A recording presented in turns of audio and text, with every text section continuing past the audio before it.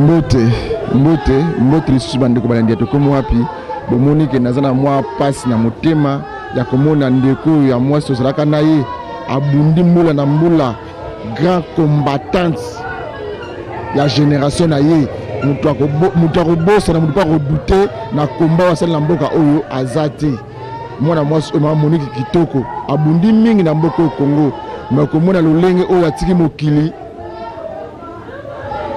yango tolobaka mokili ya Nzambe babetaka nango tolo te akufi na bonele na loboko akufi na bokibo konzi na ye bitumba wa abundaki mpo na mboka oyo ete changement ekota amoni changement me kolo Nzambe alobi te tika ete nazwa molimo na ngai mpo ye nde aza maître ya milimo ya bato nyonso toye eza sango ya mawa grand combattant ya UDPS Monique abunda mingi bandeko banso bakolanda bakomona foto boye mama oyo boye mwasi bitumba abundi na parti politique ya UDPS tokiti bongo na famille ana lemba tosola mpona na bokebi nyonso ndeko yobe aza nani bon ngana ye ana azali militant ya parti oyo azali mama na biso tobundi mingi na vraiment na parti donc azali vraiment parmi ba femme de fer ya UDPS oyo basimi mpena parti oyo babundi mpona parti nde moni yango totoki nouvelle wana ya mawa donc toye kolelelongo na famille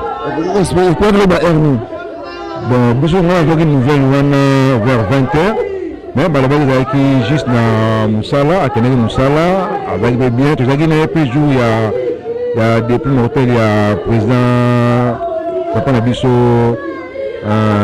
Tshisekedi tozalaki mpe na ye toleke nyonso elekaki malamu lobi akende mosala asigne mpe présence na ye en un clin d'œil kaka bakweyaki na crise donc na kokufa mbala moko donc eza moko vraiment donc biso moko ezolekela biso donc nini ya malamu kobomba mpona mama oyo combattant so abundi mingi na parti nini ya malamu naza nango ezalaki na moment ya campagne mpo biso tosala campagne na ye ya députation donc aza mama moko aza vraiment aza gentil donc azalaka bien na bato donc ayebi kovanda na bato aza vraiment mutu alingaka mpasi ya bato te ayebi koassiste bato aza mama moko mpena aza bien donc liwana ezali mpasi mpona UDPS mpasi mpona biso bamilitant mpasi mpona liboto na donc Nzambe apesaka Nzambe azwi donc yakoloba eza mpena mingi te. Ok, merci bandeko balandi ya tokomo mpe nasanga mpasi oyo komona bongo tobandaka koya pana to interview tokina ye basanga mbokela moki ndenge nini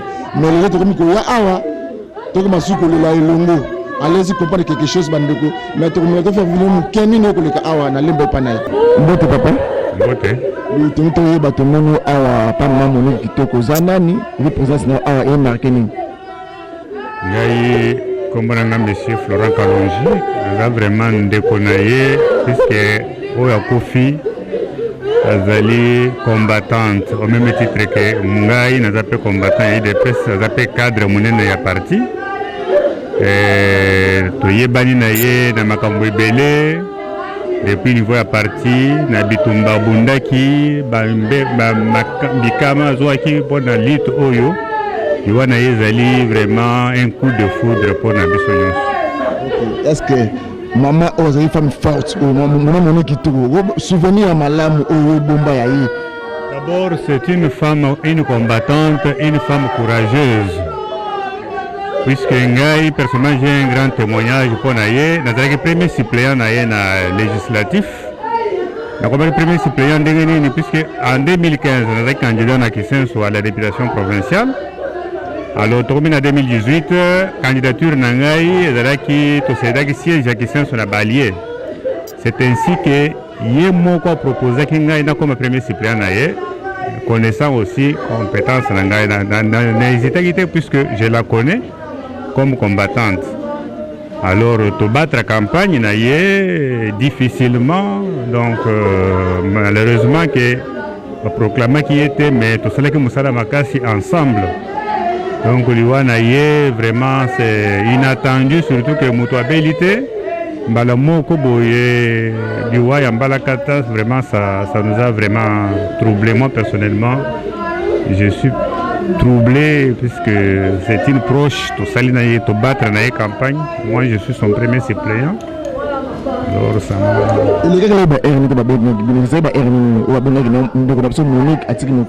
Pardon? ezaki ba hernie Moi, c'est aux environs de 15h, 16h. 15h, 16h. Quand on a dit que non, on a dit Monique Kitoko atiki mokili combattante akufi na pouvoir ni na maboko na bendele. C'est là que on J'étais sur place, j'ai vu. Moi, j'étais à côté, on m'a appelé Monique Akoye. Tant qu'on a une côté nassé, je ne m'en revenais pas puisque on venait même de causer avec elle à qui dans 6 mois côté qui a eu côté Kabiso. Alors c'est déplorable, vraiment. Tout ce qui est dans cinquantenaire, on ne s'en revenait pas. Moi, je ne croyais pas que Monique a Kofi, mais quand je l'ai vu, que réellement a Kofi, l'émotion est m'a cassé. Merci papa. Merci beaucoup. Mbote ndeko na Mbote. Tomoni na mai na miso. Tokoki koyeba ozanani. Présence na ezo marqué ni. Nazali mwana oyo maman Monique bana ko encadrer. Sur le plan politique, nazali moto azaki toujours actif na ye. Il ko accompagner l'activité na nyonso. Ba liste ekende ko kende na balabala tono ensemble na ye. Sangwani yaki ba hernie que pas maman Monique atiki biso. Sango eyelaki biso ba 16h. Pourtant ba 13h tout sur na téléphone. Parce qu'on devait se voir avec elle la permanence. Elle était au niveau du palais du peuple et elle m'a dit non, elle va venir la permanence na Zelaye. Et soudainement, j'ai entendu un monsieur qui est venu me dire que non, madame Monique ne plus. Donc j'étais vraiment étonné et je suis allé jusqu'à 51 ans. Je l'ai trouvée morte. Alors jusqu'à présent, on ne comprend pas. À Koufi comment? Parce que Moutou, au moins, ils ont la maladie. Il y a un dérangement quelque part, mais avec elle, il n'y avait rien. Donc on parlait avec elle, elle était bien portante. Donc on ne sait pas, mais au moins, Bisso, étant que tout ça qui n'a été au tic à l'ouane, on va mener les démarches, titoyer bas, l'ouane au Tuapi. Ba souvenir ya malamu zina ngona combattant au tika biso. Ba souvenir ya malamu est tellement ébélé parce que je ne sais pas même na batu o bande ko prétendre ko bundisa yé mais bité soki ya ça bon ya mabe. Elle est et c'était une personne atika la jamais osé pour mamutu. Elle parlait bien avec tout le monde, elle souriait avec tout le monde. Atika la jamais ko beba na mutu batu o ko basala banga ba bundisa yé aluka bango asula na bango. Alaki rancune tiana pour mutu alaki bien mutu nyos. OK, bande ko balandi atukomu wapi to so abino mo mutu to ambiance ozoleka awa na matin ya Monique eza asa na combattante munene ya IDPS o abundi na front. Mbote maman. Papa na okokolo. Ntoye ba maman. Te papa pardon na okokate. Mbote maman. Donc maman Monique pendant ça kinani. C'est à Sémékina. Azamo ça Sémékina. Souvenir malamu ko lo banabiso ozali envers na mawana. Sinanga ezalaki ya banda opesanga conseil alobi bobondele ponanga soki misala ebandi bakamusu ekokende liboso pasi ekozala sote. Mbote mama. Souvenir malamu ozali na mama oyo osili kotika biso.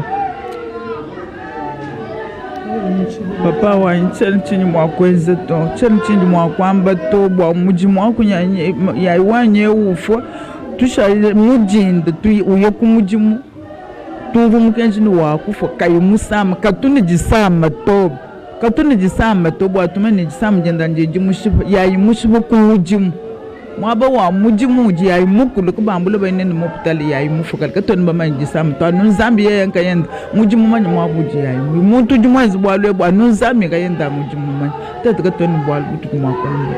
Merci maman. Mama nanga za so alinga bimana tonga ebisinga José nanga lamuka la bila lo so potopoto. Ona la mama nanga lo so potopoto na tongo. Lobi avo mama nanga bimatike biso makaya bo lobi na yo kiposo alele fufuna makaya bumena kene no musala. Noki obundo na so na zongi na musane na ole fufuna na makaya bu. Lobi pena la mama nanga potopoto te na ona la melene makaya fufuna makaya na komoza mama nanga ya le fufu alete. Pour l'obité, vraiment quand on maman n'a à l'aise comprendre quelque chose bandeko za sanga passe pe amawa moni maman Monique azaki combattante munene na parti ka IDPS abundi mingi gentil courageuse dans notre visité donc parmi femme combattante la génération na IDPS baza mingi te mais to mona makambo kwei notre baga mokila nzambe to tutana ngo tolote eza passe pe mawa bandeko bandi to komo wapi to seulement Costa Muke ya komona bongo ndeko na biso mwasi Monique kitoko kotika biso boye mobesu yo ça va passer bandeko nyonso obolo ba to ile bino to ile bino lisu ko alisu aw ipanaye to kiti to la kisi bino ngeza ki mais to repose une version nini ekoleka bakolela ngo place nini et puis ekuna ma place nini bolanda toujours ça mali sur quoi lisu. Merci déjà de qu'on sur GFM service en fait ça dit bosso sous merci mais pour la client sur GFM service et puis staff finance GFM service partout à l'Europe et les États-Unis. Et j'ai un message moi alerté sur ce bandero que non bas 30 aussi ici tout bas déjà bas 31 auto recharger le 19 juin. Alors batunion sur eux baza toujours la besoin que les vacances en vango j'ai fait mon service à 5 abino sous que vous payez toujours confiance na bakar na bino kande to komita moti na kin et puis na bakoli na bino donc pour na batu ya Suède batu ya Danemark batu ya Allemagne surtout na mboka ya Munich toujours senga sous batu ya Munich que dépôt na biso ya Munich ils sont sous en forme ba o nyo so baza na Munich ba benga déjà agence à GFM service pour tous les blocs na bango parce que to recharger le 19 Batunion sur la France, partout, quand on est dans le baki, tous en solde. Et en Allemagne, tous en solde. J'ai fait un service à chaque réduction, il y a 10 € par carton. Donc, en France, partout, j'ai fait un service à Ali, réduction en Ezali. Mais ça, il n'y a pas de temps pour la bande de Gonabiso à Mwana. Bobo santé que fret nabiso aérien, ils sont toujours en cours. Bloc aux takin, ils ont awa. Bloc au pays awa, ils ont ken. Mais ça, j'ai fait un service dans Zaki na Mwana. En tout cas, dans 5 sous bande de Komi, bao bazana bakar na bango. Babenga biso GFM service to sa musaka neto mesana boyebi ka GFM service nga sa musana e pona ban États-Unis na dala site charger qui conteneur elongwe et ozo dongwa jeudi parce que jeudi prochain elongwa quitter par rapport à bakama document États-Unis alors bota la mikolo ndenge maso na ngeko tambula po pesa nga toujours confiance donc bato États-Unis to bani soko kongola biloko po to charger vers fin du mois de juin ba on se bazana biloko na bango na Dallas partout ba benga ba numéro na biso to continuer sur to bani soko za biloko na biso message au GFM service azaki na mwana et puis na peso so merci min équipe ya to komi wapi vous allez partenaire ya GFM service merci pour na ba client sur GFM service bana bundes bobo sanate so des ana ba carton tout awa na bundes oyo nyonso na kati ya mboka Allemagne abenga GFM service to ko za biloko na et puis ndenga na lobi réduction ezali pe na kati ya bundes il y a 10 € par carton donc bobo sanate za GFM service oyo sala musana ndenge sengeli merci.